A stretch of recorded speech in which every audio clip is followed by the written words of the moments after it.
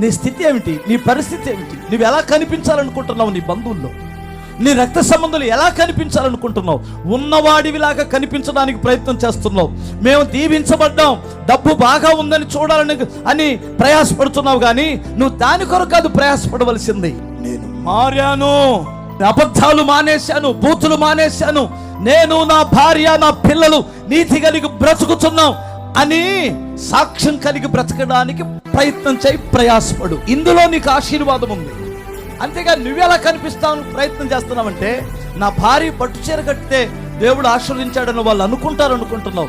నా భార్య బంగారం పెడితే మేము ఆశీర్వదించబడ్డామని వాళ్ళు అనుకుంటారని నువ్వు అనుకుంటున్నావు. మనకిచ్చిన బంగారం ఎండి గొప్పవారికి కనపడితే కాదు గౌరవం. ఇదిగో ఆ నీచి మంచును జోలికి వెళ్ళవద్దు. అక్కడ నుండి మన గౌరవం పెరగాల. నీ పేటలో సాక్ష్యం ఉండాలి, నీ చుట్టుపక్కల సాక్ష్యం ఉండాలి.